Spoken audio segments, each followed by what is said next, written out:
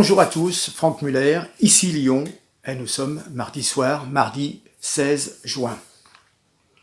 Si je vous dis que ce gouvernement, comme tous ceux qui l'ont précédé, ce gouvernement a peur. Il a peur de devoir faire face à la reddition des émeutes de 2005. Il a peur de subir les conséquences politiques d'un embrasement des banlieues.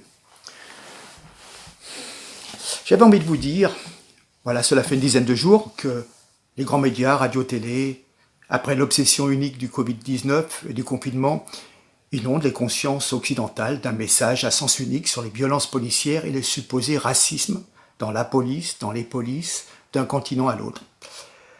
Au point de l'oublier tout le reste. Mais qu'est-ce qu'une émotion saine? Et qu'est-ce qui la définit? Les conditions de la mort de George Floyd sont certes épouvantables et révoltantes. Révoltantes, oui, elles le sont. Mais je vous ai déjà dit que la vie d'un noir, la mort d'un noir, on en tient compte seulement quand il est tué par un blanc et quand il est tué surtout par un policier blanc. Je vous ai déjà dit qu'il y avait une vingtaine, une trentaine dans chaque ville de noirs qui meurent chaque week-end, des règlements de compte entre bandes rivales. Mais peu importe, personne ne s'apitoie sur des conditions de violence et de décès de ces personnes. Mais si jamais il y a une bavure d'un policier un peu dingo, tenir comme ça une personne sous pression d'un genou et l'étouffer, je ne comprends pas. Mais les confirmations de tout ce que je peux dire, ce sont les faits. Le 10 juin, la presse écrite annonçait en toute discrétion, dans un entrefilet, un événement dramatique, une atrocité inouïe. Oui, au Nigeria, Boko Haram a procédé à l'anéantissement d'un village, Faduma Koloram. 69 habitants, hommes, femmes, enfants, ont été massacrés. Sur le fond, bien sûr, cela n'a rien à voir. Mais pourquoi l'un et pourquoi pas l'autre? Pourquoi cette horreur innommable? L'anéantissement de la population d'un village entier tombe-t-elle dans l'indifférence absolue? Pourquoi ne suscite-t-elle pas le moindre soupçon d'émotion, d'empathie? Ah, c'est vrai que ça se situe en Afrique et pas en Amérique. Et puis, au moment des faits, il n'y avait pas de caméra. Les grandes chaînes de télé ne peuvent pas faire des directs. Oh, puis l'identité des meurtriers. Ah, c'est des fanatiques islamistes. Ah oui, mais ils répandent la terreur et le sang. Oui, mais ça fait de la peine d'en parler parce que vous comprenez, c'est pas ça l'islam. Oui, certes. Mais bon, ça veut dire qu'on tait, on passe au silence 69 morts de la barbarie entre noirs. Le racisme planétaire le plus authentique, c'est l'indifférence et l'oubli de l'anéantissement d'une population en Afrique, une barbarie qui rappelle les heures les plus sombres de l'Europe, et une certaine banalisation. Il y a une tolérance, oui, voilà. Comme il y a une tolérance pour les chrétiens d'Orient massacrés, pour les yézidis mis en esclavage, etc., etc., etc., j'en passais des meilleurs. Voilà. Et on va faire bouillir la marmite pour une personne décédée malencontreusement, mais voilà. Les Traoré. Assa Traoré. Vous avez déjà vu, j'ai passé plusieurs de ses discours sur ma page Facebook. En Afrique, ils vont renverser le président, ils renversent le palais, ils rentrent dans le palais, ça se passe comme ça en Afrique. Pourquoi ça ne devrait pas se passer comme ça en France? Un appel au putsch. Le putsch, prise de pouvoir par le peuple, mais voyons, par une minorité racialiste. En fait, j'y pense, vous avez vu cette fameuse manifestation, tous ces camions, toute cette logistique. Mais qui a loué ces camions? Qui paye ces dizaines de milliers de t-shirts qui sont vendus? Quelles sont les sources de financement de ces collectifs? Et leurs comptes sont-ils contrôlés par la préfecture comme il se doit? À votre avis? Et la Ligue de défense noire, là, qui hurle des slogans, peut-on accepter qu'au nom de l'antiracisme, de tels groupuscules divisent la communauté nationale en toute impunité? Je voudrais revenir sur deux choses pour vous dire qu'il y a deux poids, deux mesures. Il n'y a pas, rappelez-vous, pas d'émeute raciale, pas de manifestation, Pas de mère, de personnalité du showbiz, d'homme politique pour venir pleurer sur son cercueil, un genou à terre. Et pourtant, personne pourra raviver son souvenir. Pas de banderole, pas de t-shirt à son effigie, pas de panneau pour dénoncer le racisme. Elle était policier, elle n'a eu droit qu'aux honneurs d'un préfet et de ses collègues et une médaille à titre posthume. Sa couleur de peau n'a pas fait la différence. Elle est, je crois, originaire de la Guadeloupe. Et oui, il y a eu un racisme. Elle a été tuée par, je pense, un déséquilibré islamiste. Voilà. Et comment elle s'appelait? Eh ben, elle s'appelait Clarissa. Clarissa, nom de famille Jean-Philippe, brigadier de police municipale, victime du terrorisme. Elle a été assassinée dans l'exercice de ses fonctions à Montrouge, Hauts-de-Seine, le 8 janvier 2015. Mais c'était une noire qui était du côté de la loi, donc elle peut mourir. Elle peut mourir, personne ne va faire des vagues. Rappelez-vous quand même qu'actuellement avec Castaner, pour la première fois sous la Ve République, un gouvernement a officiellement lâché les forces de l'ordre pour complaire aux dealers, violeurs et braqueurs, appelés officiellement « Chance pour la France ». Il serait bon de rappeler également qu'à Magnanville, le 13 juin 2016, 2 policiers, Jessica Schneider, Jean-Baptiste Salvin, officier de police, étaient assassinés à leur domicile devant leur enfant pour des motifs racistes. Un assassinat ignoble à l'arme blanche, qui n'a appelé en retour aucune manifestation monstre contre la haine et le racisme. Pourtant, ils ont été assassinés parce que blancs, parce que policiers, idem par déséquilibrés. On va dire par un faux musulman. Hein, voilà. Donc ça, c'est sûr que ça ne fait pas les journaux de 20 heures, hein, n'est-ce pas? Voilà. Alors, la France du vivre ensemble, ce week-end, qui vient de s'achever, a été marquée par les violences commises dans l'agglomération dijonnaise, dans le cadre d'un règlement de compte entre les membres de la communauté tchétchène de France et des résidents du quartier des Grésilles et autres quartiers de la métropole dijonnaise. Ouais. Une guerre urbaine communautariste entre Tchétchènes et dealers maghrébins. Vous vous apercevez que nous arrivons à une espèce de balkanisation de la France et qu'il est urgent d'instaurer un état d'urgence sécuritaire pour lutter contre les trafics, interpeller, condamner et expulser les voyous. Vous avez des gens qui sont là et qui font du banditisme, qui font de la contrebande et qui ont des papiers qui sont renouvelés, tous les permis de séjour qui sont renouvelés tous les ans, tous les 2 ans, alors qu'ils ont déjà eu des condamnations. Quelle que soit votre opinion politique, quelle que soit votre religion, nous sommes d'accord qu'il faut qu'il y ait une certaine concorde.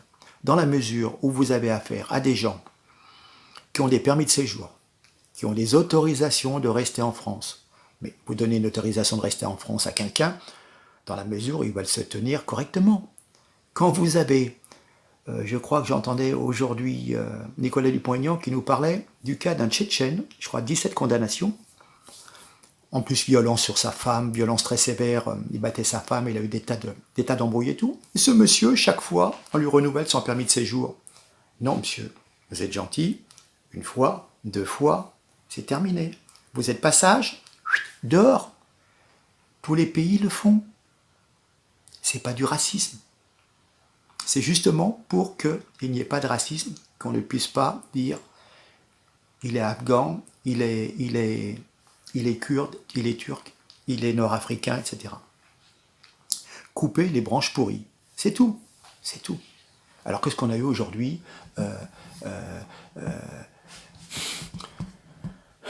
comment dire? On a vu un truc, la manifestation du personnel de santé.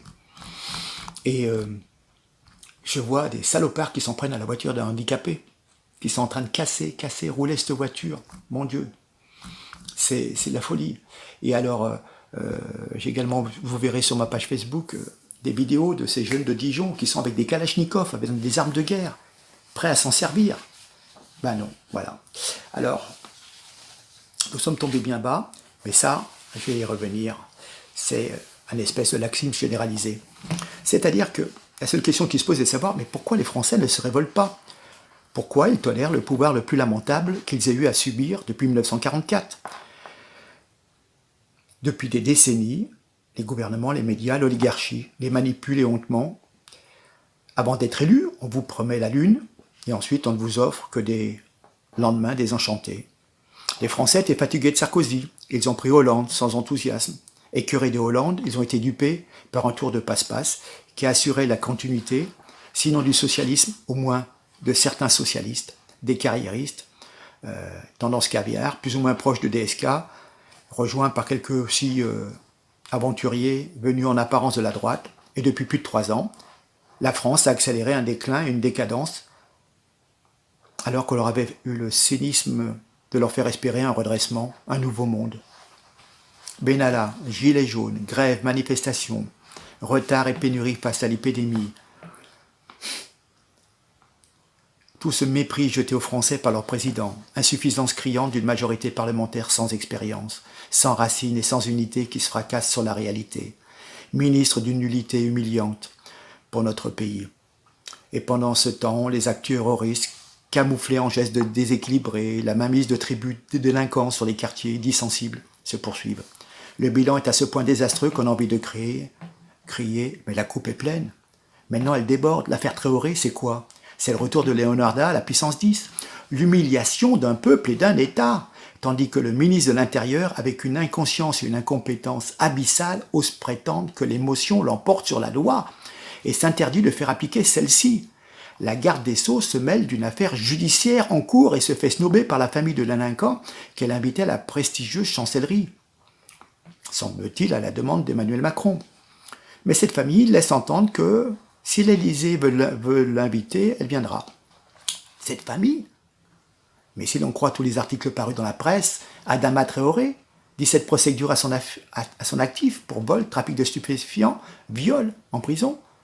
Yacouba Traoré, 3 ans ferme pour l'incendie d'un autobus et violence physique. 18 mois de prison ferme pour avoir passé un tabac à un jeune homme qui avait porté plainte contre Adama pour viol. Samba Traoré, 4 ans ferme pour violence avec arme. Serene Traoré, 4 mois ferme pour outrage, intimidation, menaces et insultes sur personnes dépositaires de l'autorité publique. Bagui Traoré, 30 mois ferme pour extorsion sur des personnes vulnérables, tentative d'assassinat sur personnes dépositaires de l'autorité publique. Youssouf Traoré, 6 mois ferme pour trafic de drogue. Assa, elle, est à la manœuvre dans le mouvement actuel. Elle a 4 plaintes pour diffamation et pour appel à des manifestations interdites, en plein Covid. Quand on se rappelle avec quelle sévérité étaient traités les instigateurs des manifestations de gilets jaunes, bastonnés, éborgnés, mutilés, mais quel effondrement intellectuel et moral peut conduire des ministres à dissoudre la loi, l'ordre, la raison, simplement pour une histoire d'émotion. Qu'est-ce qu'un état de droit quand on suspend une partie de la loi parce que la société se dit immue? L'État doit incarner la raison. Lorsque l'État se soumet à une émotion, très peu spontanée, parce qu'en fin de compte, l'affaire depuis 4 ans, l'État se disqualifie. Et vous voyez, consternés, ébahis, anéantis, nous autres Français, nous assistons à la déchirure d'un pays où la rigueur s'applique sans faille pour les citoyens lambda, français d'origine ou immigrés, mais où les malades qui nous gouvernent offrent aux délinquants le privilège, la discrimination positive, pour peu qu'ils appartiennent à une minorité visible et pour peu qu'ils se revendiquent justement de cette minorité et font jouer cette fameuse repentance. De quoi sont malades nos gouvernements? D'idéologie peut-être, de cette idéologie de la nouvelle gauche qui a remplacé en France, comme aux États-Unis, les prolétaires. On a additionné des communautés minoritaires et puis on fait matraquer sans vergogne le petit peuple de gilets jaunes, tandis que on engueule les policiers qui oseraient trop user de la force ou du verbe contre des loupards. Castaner, lui, ne va pas porter plainte. Quand on insulte ou on menace des policiers, il est prêt à sévir contre ces derniers d'ailleurs. Il est prêt aussi à mettre un genou à terre, poussant jusqu'au crétinisme l'invasion insensée de notre pays par la folie américaine. Le racisme, c'est le mal, mais le racialisme, c'est-à-dire le racisme des minorités de la gauche, serait la vertu. Il y a des imbéciles qui se laissent berner. Pour les distraire, il faudra apprendre que désormais, la couleur de la peau supposée, cette couleur de la peau, c'est soi-disant un objet de discrimination. Alors ça donne droit à faire des rodéos sans casque, à manifester à 20 000 pendant le confinement, Voilà. C'est tout ce qui sépare, si vous voulez, le racialisme du racisme. Ils ont tous les droits, parce qu'il y a des méchants blancs qui les discriminent. On peut aussi penser, comme Philippe de Villiers, que le mal dont souffrent nos gouvernements, c'est la peur, la pétoche, la panique devant l'explosion des banlieues armées, c'est ce que je vous disais au début. Le soulèvement islamo-gauchiste associant tous ceux qui vomissent la France, sa société et sa civilisation, minorités ethniques, antifa, black blocs, comment dire, notre État, théoriquement seul détenteur de la violence légitime. Effectivement, les Gilets jaunes se sont aperçus de cette violence légitime de notre État. Et bien maintenant, comme par hasard, il est impuissant, car il a peur de l'explosion, il est terrorisé, et cette terreur ne fait qu'accentuer le risque. Eh bien, il faudra attendre 2022, ou avant. Ah, une magouille. Il devait avoir... Oh, j'ai les méchants Antifa qui sont en train de tout casser sur l'ordinateur à côté. J'ai lu un entrefilet qui disait que, vous savez qu'en 2021, il doit y avoir les régionales, départementales, et comme ils savent qu'En Marche risque de prendre une raclée, Macron veut décaler et faire voter les régionales et départementales en 2022, après les élections présidentielles. Et donc il veut monnayer de l'argent au niveau des responsables de région pour qu'ils acceptent son projet de décaler d'1 an. Voilà. Donc ils sont prêts à toutes les bassesses. Alors certains vont accepter pour toucher du pognon et sauvegarder leur place. On verra. Mais c'est très très compliqué. Donc écoutez, j'essaye de vous apporter quelques éléments d'information. Je vais vous laisser. Quand vous voyez toutes les images, allez sur ma page Facebook s'il vous plaît, vous verrez des tas d'images qui sont sorties de Twitter avec des bandes armées, tchétchènes, maghrébins, avec des kalachnikovs et tout, c'est un truc de malade quoi. Des voitures qui roulent à fond la caisse, qui se retournent, comme dans des films.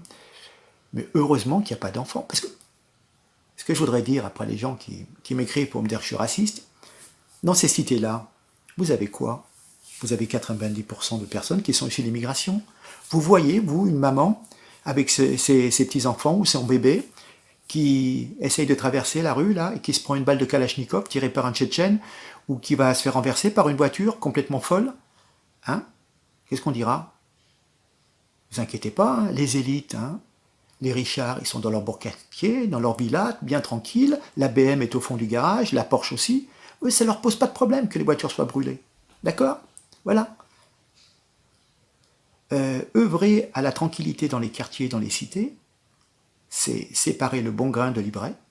C'est une chose, effectivement, mais c'est pour la sécurité de tous. Voilà, c'est ça qu'il faut. C'est pas du racisme. Enfin bon, c'est à vous de prouver que vous n'êtes pas sourd, car il n'y a pire sourd que celui qui ne veut rien entendre. Mais bon, sous forme de racisme, on est prêt à raconter n'importe quelle connerie. Écoutez, je vous laisse, et puis je vous demande de partager, de liker, abonnez-vous. Et puis voilà, très gentil, on se revoit d'ici 2 jours. J'aurai d'autres choses. Allez, ça marche. Regardez bien les images. Allez, sur ma page, j'ai beaucoup de demandes sur ma page Facebook. Ça fait plaisir. Moins sur YouTube maintenant, mais plus sur Facebook. Mais écoutez, on fait avec. Hein. On va pas se prendre la tête non plus. Hein. Allez, à très bientôt. Merci beaucoup.